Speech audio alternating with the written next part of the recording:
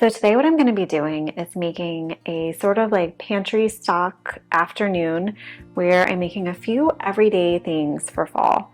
So if you're like me and you love fall, there's tons of fall recipes, but so many of them are like special occasion things, Halloween desserts, Thanksgiving pies, things like that.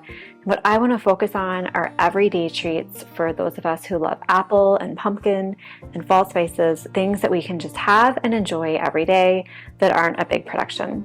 So what I'm going to be making today is an iced apple pie latte. This is really quick, really good. And the way I'm going to show you how to make it, it's going to be like a high protein drink, but you can use any milk you want. You don't have to do it the way I do it. Then we're going to do a Harvest Medi Betty, which is a great snack for kids. I mean, more of a dessert, but also a snack. And then we're going to do pumpkin bread, and I'm going to show you how I prepare this and then freeze it so that we have it for like a quick morning breakfast and it doesn't just have to be a weekend thing.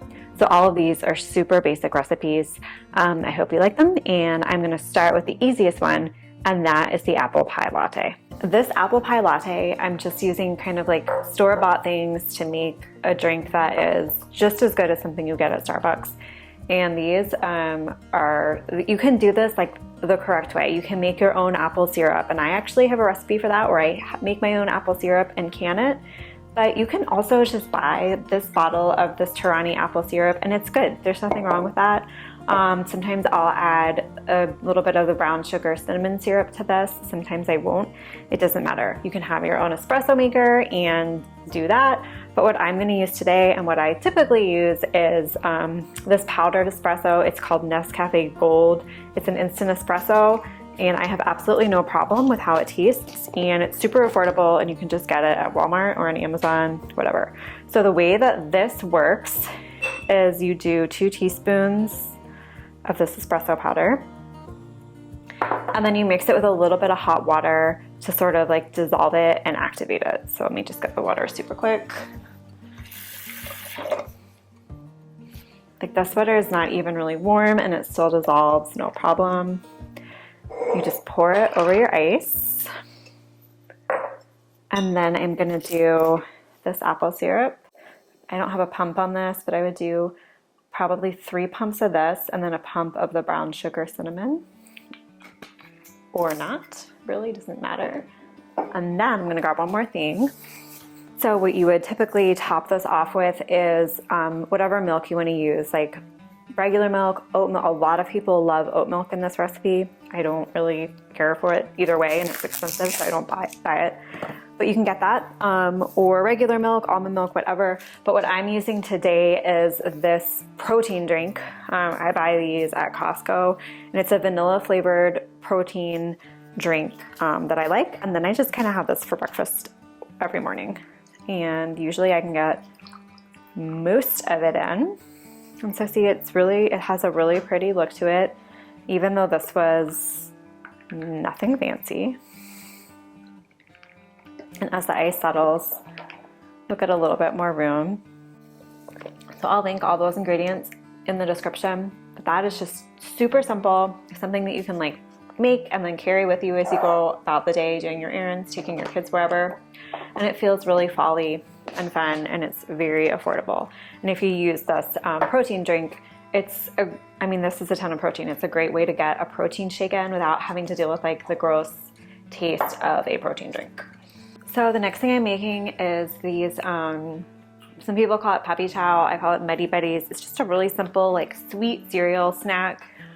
This is something that I'm making for my kids' friends as like a sweet treat. So I'm putting candy and all kinds of like fall goodies in it. You don't have to do that. You can just make it plain. But I'm also going to add a little bit of protein powder in at the end. I don't normally put like protein stuff in everything, but sometimes I do. And when these are everyday snacks, I kind of feel like if it's not going to affect the taste and it's not a real special occasion thing, why not just add that in and give it a little bit more substance. So we're going to start with 9 cups of the Rice Chex cereal. I always use the store brand Rice Chex for this. Nobody can tell the difference. All you're tasting is the sweetening stuff in it anyway, so don't waste your money on the store brand Rice Chex. And you need 9 cups, and very annoyingly, it's like almost all of the bag, but not all of the bag. And I really wouldn't even worry about measuring it. I'm just gonna kind of dump this in and fill it up to where I think I'm gonna have enough room to mix everything else in. So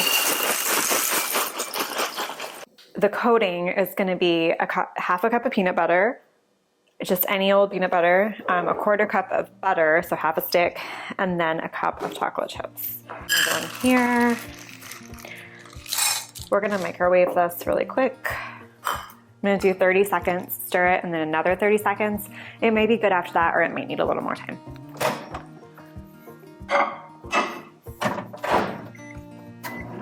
Okay, so for the candies I'm doing here, we're using these little pumpkins. They used to sell mini pumpkins of these that were really perfect for this, but I can't find them. So I'm using the full size, and that's fine. And I typically would use like a Harvest M&M, but again, I can't find them. All I can find are the Halloween M&Ms. And I didn't want the greens and the purples. I wanted this to be fall, not Halloween. So I got Reese's Pieces, and that was the closest thing I could come to the colors that I wanted. But again, it's not a big deal. So let me check on the coating. So we definitely need to give that a stir. And it's gonna need, I think another 30 seconds should do it. Because what you'll find is that after it, that looked like it wasn't even close to being done, but then as you mix it, it smooths way out. So even less than 30 seconds might be okay. So this ended up being about 45 seconds in total. And then it doesn't look totally melted at first, but as you stir, you'll see that it is. Some people like to add vanilla to this. You can, it just kind of feels like a waste to me. Vanilla is expensive, and this is a cereal snack for children, so I just don't care. And then for the powdered sugar portion, it's tempting to just dump it in this bowl, but it will make so much of a mess that you will regret it. So I'll finish the coating, and then I'll show you how I do the powdered sugar. So I guess like the theme of today is I can't find anything I want at the grocery store anymore, because the other thing that I used to always love to have for this is a 2-gallon bag. Like obviously everyone can find a gallon Ziploc bag, but I used to always be able to find a 2-gallon bag, and it was really nice for like marinating things, mixing stuff up, doing like a double loaf of bread, slicing it and sticking it all in there. And I couldn't find it. I was very annoyed. This is the same grocery store I always go to, and like all these random things that I've always been able to get are just nowhere to be found. And of course I didn't ask anybody, which I should have. I just pouted and complained. Okay, and now because I do not have my 2-gallon bag, I'm gonna do this in batches. And then I can't just dump it once it's like shaken up in the powdered sugar. I can't put it back in here because this bowl is a mess. So I'm gonna get another bowl, which explains why this becomes so annoying. And I thought I was gonna have to use a light blue bowl, which would have been terrible and not folly. But I found this right on my shelf, so I'm using it. So you'll wanna do like around 2.5 cups of powdered sugar. But what I'm gonna do is 2 cups of powdered sugar, and then half a cup of the vanilla protein powder. You can go a little bit higher on that, and no one will be able to tell. And I recommend that unless you're dealing with obviously like kids coming over with allergies, you don't want to poison them. But if it's just your own kids and they don't have allergies, I would just don't even tell them. Don't even let them see you make it, and they will not be able to tell the difference. I really thought I had everything ready, and I just did not. I'm rummaging all over the place. Okay, this is basically the cheapest protein powder you can buy. I get it at Costco. This Optimum, it doesn't matter. It really doesn't. Any vanilla protein powder is fine. The only time that taste is a huge deal is if you're like mixing it with milk and water and drinking it straight, which is horrible. Okay, so like look, it says off-white color. It's fine. We're gonna mix it up with tons of stuff, and no one is gonna be able to tell. So I'm not mixing this in the bowl, right? I just have the bag here. But I'm gonna set it in the bowl to help it not go everywhere. Okay. I don't know if this thing with the grocery store is like an economy thing, you know, like stores aren't making as much money, so they're cutting some of these weird items like the mini pumpkins and the weird bags. I don't know. I just don't like it.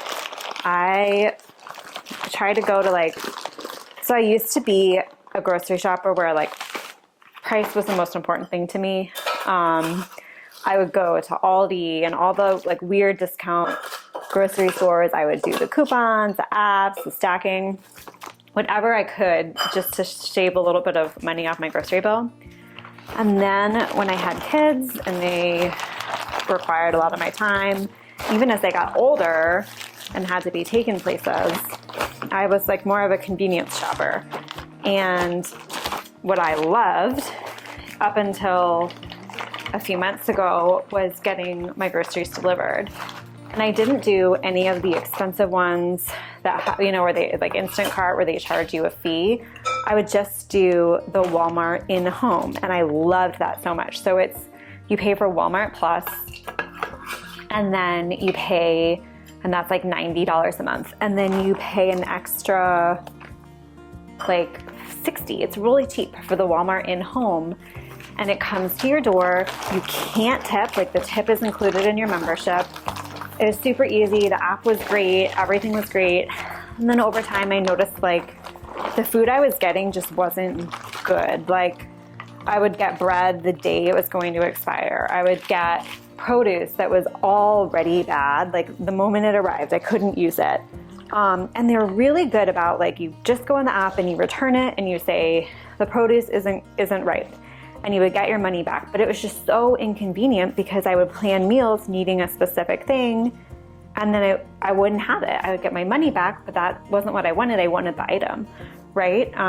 So now I go to the grocery store that's like, it's like 15 minutes away from my house, which is far for me. 15 minutes away actually from my kids' school, so I go after I drop them off.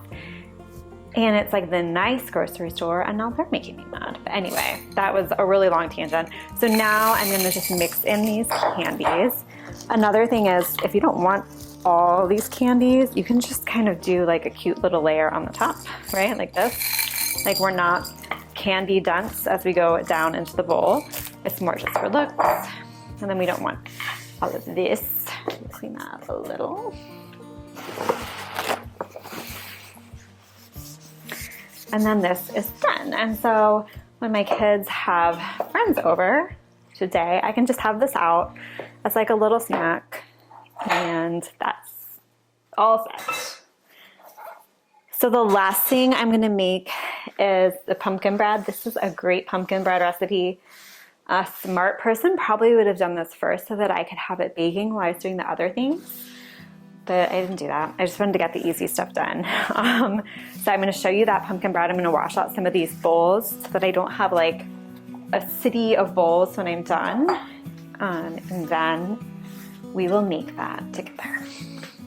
Okay, I'm back. I'm doing the pumpkin bread. My oven is preheating.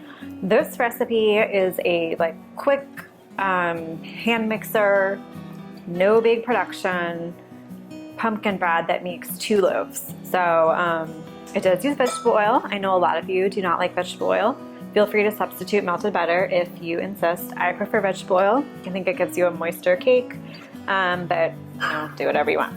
Okay, so it's a cup of vegetable oil or melted butter. If you're substituting it, it's gonna be the same amount. 2 cups of granulated sugar, and then 4 eggs. So right now I have 1 brown egg, and then all the rest of mine are white. All I have laying right now are white leghorns, and then one of my cinnamon queens is laying like an egg a week. So we're getting into that time where we're just gonna be running low on eggs, which is fine. But while we have them, we like them. And now I'm gonna put the pumpkin in here. So it's 4 eggs, 2 cups of sugar, a cup of vegetable oil or melted butter, and then I'm gonna do a whole can of pumpkin. There is like absolutely nothing worse than a recipe for pumpkin bread or pumpkin cake that uses anything other than just a can of pumpkin. All right, so we're gonna do the whole can of pumpkin because we are not psychopaths. And then I'm gonna blend this with a hand mixer until it's smooth. You actually could get away with a whisk for this. And it is not something that you need to be lugging out your stand mixer for. I don't know if I'm just getting old, but these days I just can't stand a stand mixer. Like if I'm gonna use it, I better be doing multiple things, double batches. Like I'm not pulling that thing out for a loaf of pumpkin bread. No ma'am. I think it was one of I got it from my parents when they got like a nice one. They gave me their old one. And I think it's one they got for free at the bank. Remember when you used to get like a free something for opening a checking account? This was something they got. I like it. I don't do dry ingredients in a separate bowl and then like gently put them in. I just mix them all in there. So it's 2 cups of flour, a teaspoon of salt, and then I'm gonna do a teaspoon of baking soda and 1.5 teaspoons of baking powder. Now, if you want to, sometimes I feel better if I just pour it right on top of the flour and then like quickly mix it in. I don't think it makes a difference, but that helps you feel better. And now I'm gonna do my spices. So I like to do a lot of fall spices in this. I'm doing 2 full teaspoons of cinnamon, a teaspoon of ginger. Always wanted to be one of those people that has like the small spice bottles where they're buying bulk spices and pouring them into bottles and labeling them. And I've even made myself clear printable, this is a teaspoon of ginger, clear printable spice labels and never used them. I bought the bottles, I did the whole thing. I'm just not that way. But I wish I was, as an aside. Okay, ground cloves, we only need like 1/2 teaspoon. I kind of wish I could I'll just dump the whole thing in. That's a little over, that's okay. And then nutmeg, about 1/4. I might just, all right, what do we think of this? Clearing out the spice cabinet to make way for my new alter ego to get some beautiful baubles.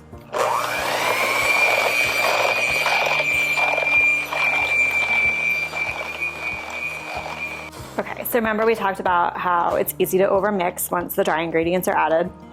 So as soon as these are combined, I'm done with the machine mixing.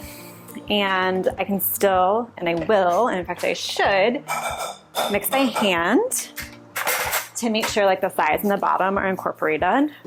It's way better than overmixing. And now I will prepare the pans. Our USA Gold. USA Gold, that's not it. They are called Gold Touch. There's something else with the USA in the brand. That's not them. These are called Gold Touch and I love them. I use them for sandwich breads and for this. They are just good at releasing and even baking. They are something that I did spend a little extra on many years ago, and I'm really glad because I love them. I think you can only get them at Williams Sonoma, which is fairly annoying, but they pour this in. You can see that there's some lumps. That's okay. So these are a little small. I mean, they're gonna rise, but they are not gonna rise to the full pan. So these are gonna go in the oven. I'm gonna check them at about 45 minutes. They might take longer, they might not. But it's 350 and we'll check it at 45 minutes. I'm gonna turn these out of the pan super quick. They should slide right out. This bakeware is really good about releasing. And then what I do with these is I let them cool on this cooling rack until they're totally cool. So at least like 3 to 4 hours. And then I will save one to eat right away. And the other I'll just slice up, wrap the slices in plastic wrap, and then freeze those. And so then they're individually divided and we can defrost them and eat them for breakfast throughout the week. We don't have to like rush through and get both of these loaves done at once. So I hope you liked all of these little treats. I know they're not my usual like sourdough and soap and all that. I wanted to just do something easier to show you that you can have all of this homemade food And it doesn't have to be a big production. It doesn't have to be a 2-day sourdough extravaganza. It doesn't have to be making your own soap. If you take an hour and a half once a week to just make a few homemade things, you're gonna see your grocery bill come down. You're gonna be able to sort of enjoy the season. It's fall, do pumpkin, do apple, do little treats, have fun with it. So I hope you found it helpful and you take it in the spirit it was intended. And if you want any of the recipes, I'm going to link them all in the description below this video, along with the links to the syrup, the coffee, the pans, if I can find it, some of my favorite things that I used today. That's it, and I hope you have a great season and a great day.